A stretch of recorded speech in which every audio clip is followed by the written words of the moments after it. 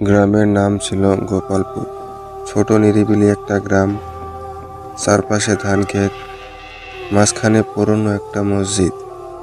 আর সেই মসজিদের পেছনেই ছিল একটা পরিত্যক্ত কুয়ো।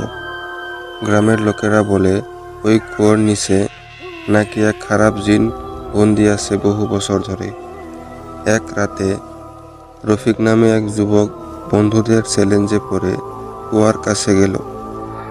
গ্রামের বুড়ো হজরত আলী তাকে বহুবার সতর্ক করেছিলেন, ওই জায়গায় যেও না, ওখানে কালা জিন থাকে। কিন্তু রফিক হাসতে হাসতে বলেছিল, এইসব জিন ভূত কিছুই নাই। রাত তখন প্রায় 12টা, আকাশে চাঁদ নেই, হালকা বাতাস বইছে। রফিক কুয়ার ধারে গিয়ে টর্চ জ্বালালো। ভেতরটা একদম অন্ধকার।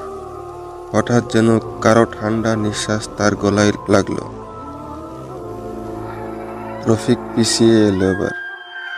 সে ভাবলো হয়তো বাতাসটাই এমন, কিন্তু পরের মুহূর্তেই কানের পাশে ফিস ফিস করে কেউ বলল, তুই আমাকে জাগাইছিস কেন? রফিকের টর্চটা নিভে গেল তখন। চারদিকে ঘুটঘুটে অন্ধকার। দূর থেকে শুধু কুকুরের চিৎকার ভেসে আসছে তখন। তার বুক ধড়ফড় করতে লাগলো। হঠাৎ তার চোখের সামনে দেখা দিল এক লম্বা কালো ছায়া, চোখ দুটো আগুনের মতো লাল, মুখে এক অদ্ভুত হাসি। আমি কালা জিন, এই কুয়ার নিচে বন্দি ছিলাম।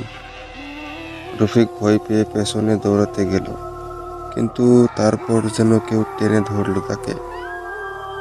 ঠান্ডা একটা হাত তার পায়ের গোড়ায় চেপে ধরেছে। সে চিৎকার করল, কিন্তু শব্দ মুখ থেকে বেরোলো না। তার গলা যেন কেউ চেপে ধরেছে।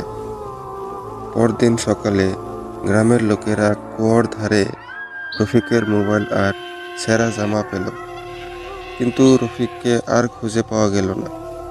সবাই বলল, জিন তাকে টেনে নিয়েছে কুয়োর নিচে। সেই রাতের পর থেকে গ্রামের মানুষ ওই কুয়োর দিকে আর যায় না।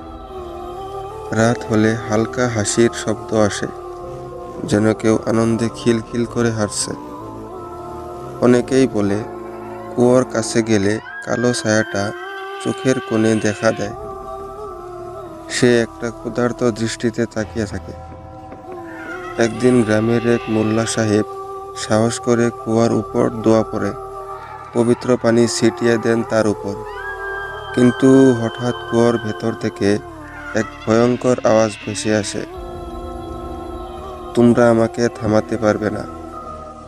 সেই আওয়াজে পুরো গ্রাম কেঁপে ওঠে। বাতাসে ধুলোর ঝড় উঠে গেল, গাছের পাতা ছিঁড়ে পড়তে লাগলো তখন। মোল্লা সাহেব অজ্ঞান হয়ে পড়লেন সঙ্গে সঙ্গে। এরপর থেকে গোপালপুরে অদ্ভুত সব ঘটনা ঘটতে থাকে। রাতে দরজা নিজেরাই খুলে যায়, আর মাঝে মাঝে গ্রামের শিশুদের কানে ফিস ফিস করে কেউ বলে, রফিক এখন আমার সঙ্গে আছে। আজও সেই কুয়োর ধারে গেলে রাতে একটা ঠান্ডা হাওয়া বয়ে যায়, মনে হয় কেউ শ্বাস নিচ্ছে। গ্রামের লোকেরা বলে, কালা জিন এখনো জেগে আছে, তার বন্দি ভাঙা হয়নি, কিন্তু সে খুঁজে চলেছে নতুন কাউকে টানার জন্য।